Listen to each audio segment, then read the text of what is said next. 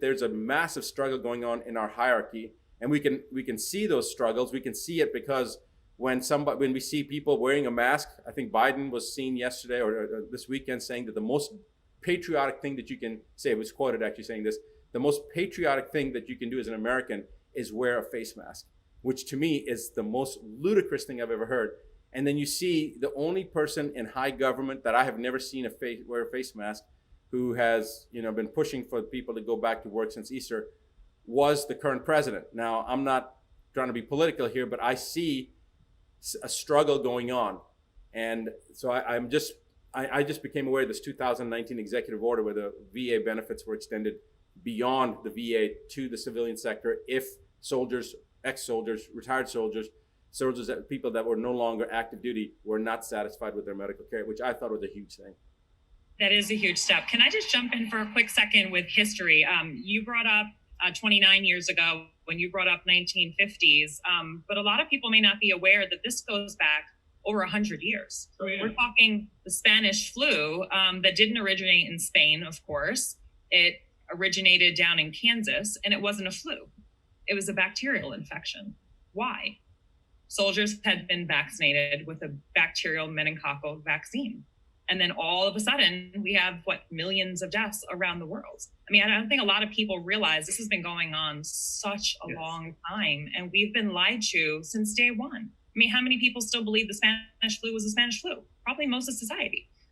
So it's really important for us to take steps back to understand how long this has been happening. You can go online and read the papers from the NIH. Dr. Frederick Gates was the doctor that was implicit in that. And it's just mind blowing when you realize that this has been happening to our frontline soldiers since day one. And China is now testing their experimental coronavirus vaccines on who? Their military first. So this is a global issue, just like everything else. Thank you both. And Dr. Buttar, that I know that I talked about it, that we on this platform is connect people with resources. So David, people are asking for your link. And if there's anything that you have that we can post as far as those benefits, I'm happy to share that. We'll be building out the platform with the resource links, and we'll put them in the comments. But I think that this is, what you said, Don, seeing the reality and understanding where we've been and where we are now from where we've come from, that this is a culmination of things that have gotten to this point where we are all as a human species at this critical moment. Everything is kind of being exposed and reaching a point where we have to come together. And I think it's really important to understand the information and how we got here. Cordy, I'll pass it to you to contribute both as, a military veteran and as a doctor. And with your recent activity there in California, I think many people have been following you. I would like to invite you to hop into the conversation. Yeah, I'd love to. First of all, I just wanted to say thanks, everybody, Amani, for having me on, and Dr. Buttar, David, Don. It's a pleasure to be here. I started to get teary-eyed when you were talking, Don, because first of all, your story is just mind-blowing. It's mind-blowing to think that, I think as veterans, we go in, and I went in at 17 myself. I stood on the yellow footprints at Paris Island, got in a huge argument for about 2 weeks with my mom about joining the Marine Corps. And fortunately I won, but not after a big battle. And you go in, and then, 2 a.m, you've got all these shots going in. And to everybody's point, I'm like, what is anthrax? And I'm getting this anthrax shot for something that to Dr. Buttar's point, that I haven't even faced yet, but they're preparing me for it, right? They're preparing me for it. And then it's constantly the boosters or the flu shot or whatever. And, of course, I'm sure all of us have experienced some type of reaction, definitely not to the extent that you did, that I know of in this forum. But imagine how many people are out there that never said anything. They were the blind sheep just serving their country. And, Uncle Sam would never do that to me. Old Glory, they love us, right? And I'm the biggest patriot out there. But there is some nefarious, I would even call it demonic spirits out there, and people that just literally, they just want to profit. I've always said it. I heard Del Bigtree say it the other day, that pharmaceutical industrial complex if it's not worse than the military industrial complex, I mean, I think it is, because generationally, look how we're changing and altering DNA. And so as parents, you know, the next generation is almost infected with this mutated DNA, that this dead baby, fetal aborted tissue, and the mercury and aluminum. And I know I'm talking to the choir on this panel, but we start putting that into our bloodstream. So it's not just the military, I think, that we're currently weakening, it's society moving forward. And now we've got all these guinea pigs. We've got this basically, pardon me for saying, but it's like the Star of David, this mask marking us and labeling us, keeping us oppressed. And the mainstream media and the sexy narrative, you know, especially with the BLM community, is if you don't join, now it's another divisive thing. Just like there's racial and political divisiveness. Now, oh, well, you're an outsider. You're somebody, you're a freak, right? It's kind of like what the mainstream media, I mean, you still see it now, but I don't think it was as loud, or I haven't seen it as loud as 5 or 6 years ago, of the whole just like beating down somebody that's anti-vax. Because I think enough of us are raising up with voices that the public outrage isn't what it was 5-10 years ago around like just pummeling anti-vaxxers. But you see the same type of public, just especially, I mean, on social media, people just lashing out and like destroying people verbally about, hey, it's my constitutional freedom. You know, like it's okay to take a Molotov cocktail and fire bombs and blow up buildings and tear down statues in the name of freedom and my rights. But nobody's talking about the military lives matter movement, the MLM movement. Maybe we should all start that, you know, I want to have a voice in what goes into my body. I want to have a voice about my own medical decisions. But there's no question, once you sign on that dotted line, you are the U.S. military's property, and you're subject to whatever they deem is necessary for you. And you know what's even more interesting? They tell you the risks and discomforts which are possibly related to your participation in this study that you have no option of opting out of, right? It's just, this is what's happening to you, are as follows. The throat cultures might make you gag. You may feel mild pain at the site where blood is taken. Bruising may occur. I mean, they list the most minute of things. Nowhere on this paper, like the vaccine inserts, does it tell you you could die, you could develop GBS. You know, the list of side effects that we're all familiar with, they're not here. Yeah. So you take a 17-year-old that knows nothing about anything, 18-year-old, 19-year-old, it's mostly the young that are enlisting, right? They're signing on the dotted line. They have no idea what they're signing their lives to, and you're not even telling them the truth. You know, and this for this particular, and I don't even know what this was. So this isn't even included in my list of vaccinations. This is some experimental vaccine or drug. I don't even remember which one it was because there were so many of them that I, you know, willingly signed up for. That was 191,000 subjects for that one particular thing, outside of all the vaccines that we have to have, because depending on where your first PCS, where your first duty station is, that depends on what kind of vaccines that you're going to receive. So if they know they're sending you off to Africa, you're going to get this list of vaccines. Or if you're going to be in, you know, South America, you're going to get this list. So it's, you know, it differs a little bit, although we get all the same base vaccines in boot camp. But it's really just incredible the amount of lies. Remember that the DARPA program, which ultimately is this whole question of how do we optimally prepare the active duty men and women to serve our country and defend our country. The core doctrine and the core military doctrine, whether you're at the War College, whether you're enlisted, and anywhere in between, wherever you are in the chain of command, readiness is the single most important principle in any military in the history of humanity. And what we are doing is we are compromising our warfighter. We are compromising our defender. We are compromising our military.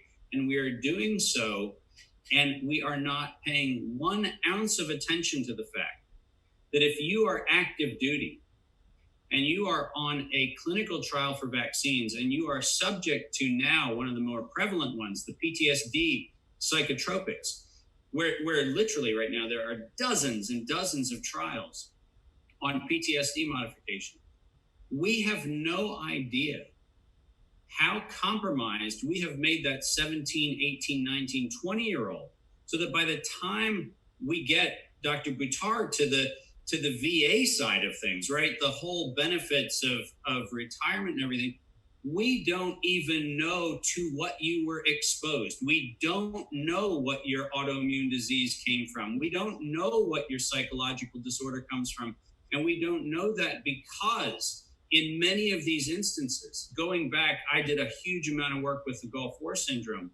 And listen, we don't know whether that was radiation from comm systems. We know that a lot of advanced units had horrific brain tumors and everything else, and there's a decent chance that that was from comm systems, but it could have been from the anthrax biochemical packet that was given, which was the advanced teams going into Iraq. And the problem is, if I rocked up to a private clinic right now, if I did, if you look at the number of countries where I have been asked to serve this country, and you said, what might you be exposed to?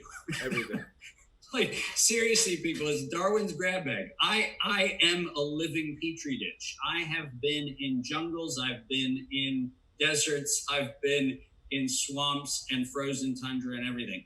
And the fact of the matter is, if you put a gun to my head and said, well, what do you think might have caused what I have, which is radial neuropathies and other problems in my hand? I don't know. It could have been any one of a number of things. And the problem we have is, by the time we get to the point where we can allegedly get a benefit, the actual material facts of to what we've been exposed are classified. So there is no way that even the best clinical medicine available is going to be able to appropriately know, am I going to have an adverse risk to a therapy that a normal person would tolerate well because I have a titer of something in my system. And so we're not just taking out the warfighter at 17, 18, 19. We're taking out the adult who suffers in silence. And the number of times after the Gulf War, after every campaign we've had, homelessness, drug abuse, and suicide become epidemic among our veterans is because they know that something is wrong. And the cognitive dissonance between you served your country, but you think your country didn't serve you back. So I'm going to tell you, if you do anything after this video, find a serviceman or woman and literally embrace them. Literally go up to them and say, thank you. I didn't realize that your service started the day you showed up in the clinic on the first day you enlisted.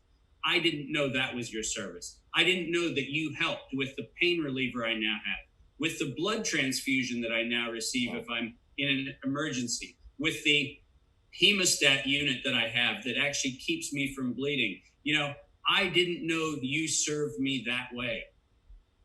It's our responsibility to each and every one of us go and honor the real service, the silent service, the things that people don't know are involved in the participation in the military, because every single person who says, well, it's only the people who went unactive. No, every person who served this country served well before there was a gun or a bomb or a plane or a sub or anything else. They served well before that.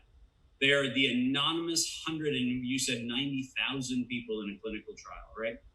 They are the anonymous, and those who serve should be honored. And we as a country do not honor that service. And it's unfortunate that, you know, on the back end of your service, when you're pushed out of the military, there's no post evaluation of, well, you know, how many tours did you have in Iraq? What were you exposed to? I'm probably about 30% PTSD.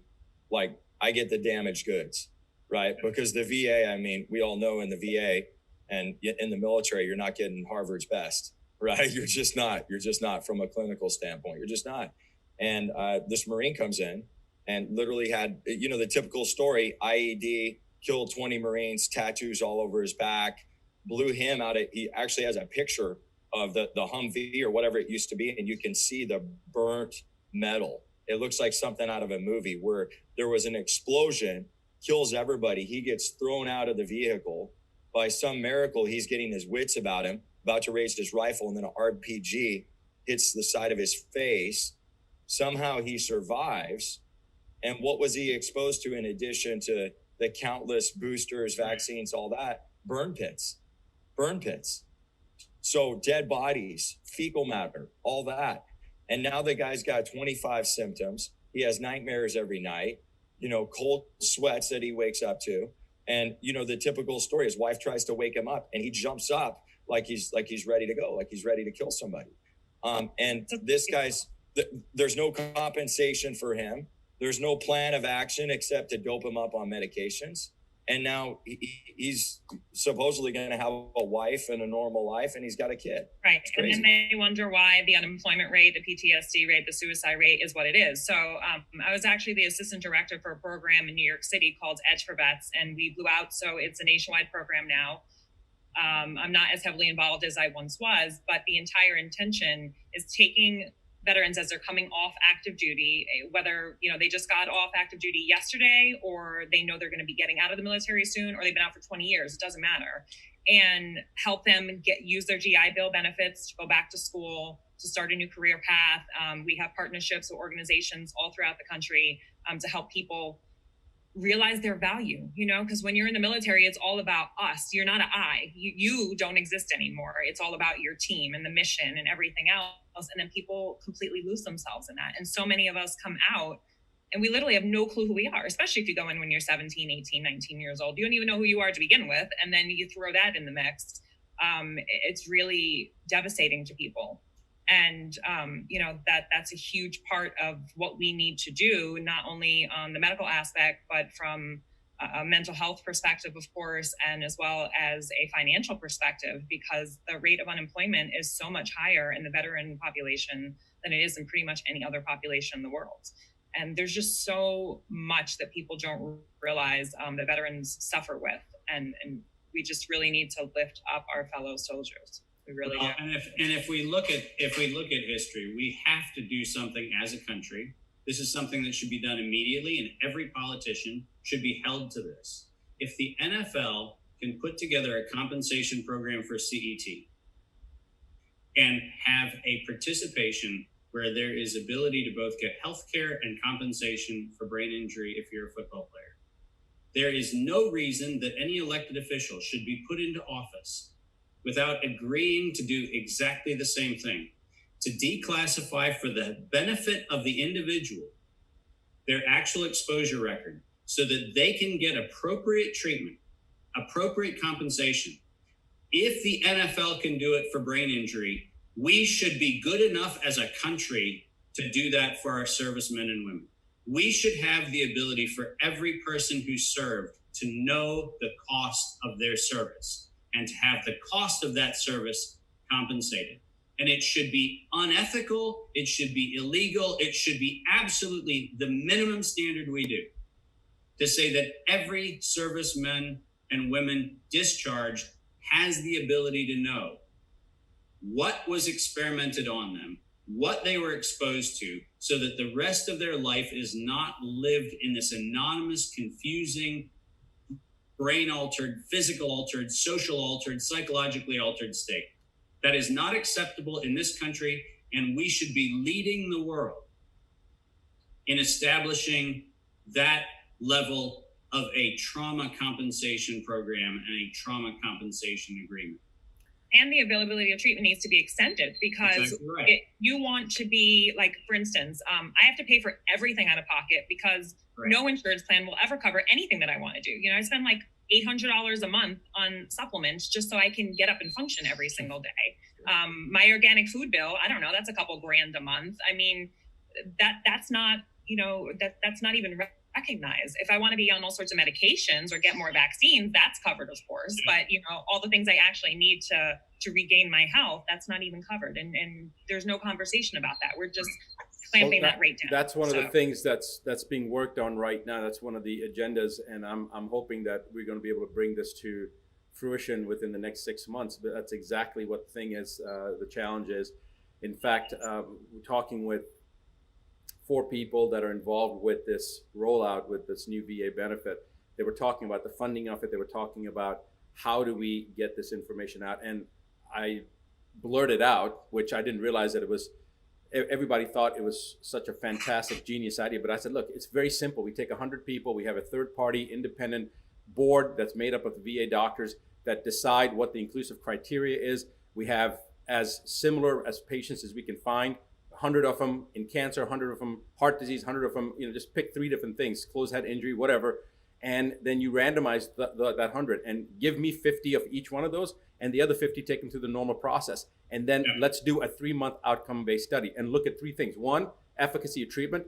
2, outcome of the patient. And 3, which is the big one that the current administration apparently was motivated by, that they signed that executive order, which is patient satisfaction of the veteran. So you do those 3 things, pretty much it's going to be so definitive. There's going to be no inconclusions. It's going to be completely definitive. And now you roll it out. And as you said, David, then every politician, before they're even eligible to run for office, has to agree to this component as a public response that, hey, this is the premise of which I'm basing my campaign on. I think that's a very important thing. Another thing that a couple of points that were brought up. There was a book written over 100 years ago by Paul Allen, As a Man Thinketh. How many people know of that book? Okay. Mm-hmm. The premise of that book can be summarized that if basically the body is the slave to the mind. And if you want to fix the body, you first must address the mind. You must first fix the mind. So when Don brought up this issue about not just the medical aspect, but mental health, to me, after doing what I've been doing, I've been a physician 29 years, I will tell you that unless you have mental health, you will never have physical health. All right, you have to deal, in fact, even with the cancer, I have a 7 toxicity philosophy. The 5th toxicity, none of these toxicities are more important than the other ones, but if there was one more important than another one, it's the 5th one. It's the emotional psychological toxicity. And that emotional psychological aspect we're talking about is exactly that mental health aspect. In fact, cancer does not have, you can turn off the tumor, you can have PET scans negative, but if you haven't addressed that emotional psychological issue, that trauma, whatever that was, sometimes even hidden, that person is even conscious of, you will never get a definitive result. This is the same thing that happens with post-traumatic stress disorder and many of these other aspects that may not even be classified as post-traumatic. So again, coming back to what David said, the cognitive dissonance and not understanding that your service actually began, that did I serve my country, but did my country serve me? And then having that abscess in the emotions and in your psyche that's just festering, okay, and becoming more, it's getting inflamed and swelling up, and it's just destroying a person from the inside out. And so I really appreciate what you said, David, that everybody should go and just hug a soldier, after seeing this. Anybody that that served or is currently serving, and actually how much of this actually extends to other individuals that are in law enforcement, possibly to some extent similar types of things.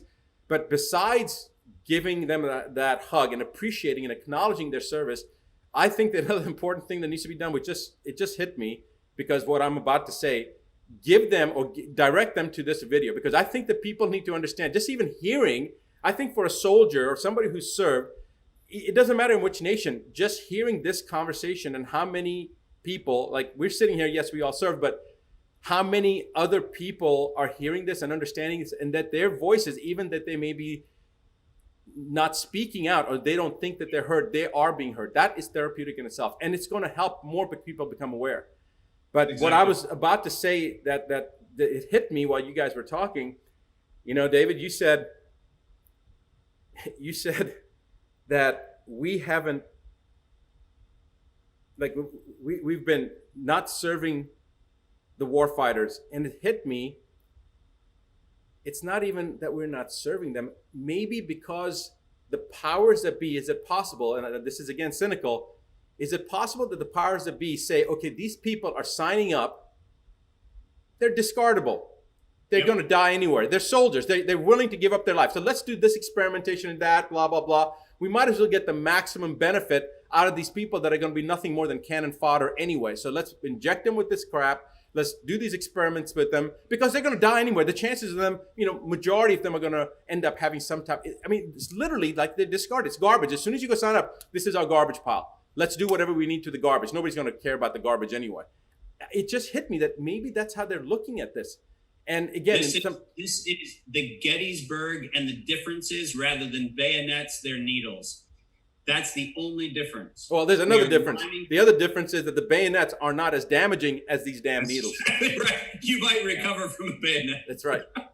And I don't think we know the generational contamination, right? Yeah. Of like the psychological trauma. So, I mean, the subconscious stress, and I know Dr. Buttar, I totally agree with you. It's like those neuroemotional complexes where you have like this wound from childhood, you have these past experiences. And then, as we all know, from a neuroplastic standpoint, from a neuroplasticity standpoint, you go into combat, then you see these atrocities that your body was just never designed to see. Your brain's trying to like reason with that and connect some logic to it. You get out, you go into basic therapy, and it's like, oh, how'd you feel about your dad doing that? Oh, great. Right. And you're just like, how'd you feel about that? But there's no removal from a molecular standpoint, like Dr. Candace Pert said, molecules of emotion, right? So we all know you store that in your tissue and you carry that around with you. You carry that fear, you carry that hate, maybe you carry those past neurological blocks. And now you have your best friend that turned into pink dust.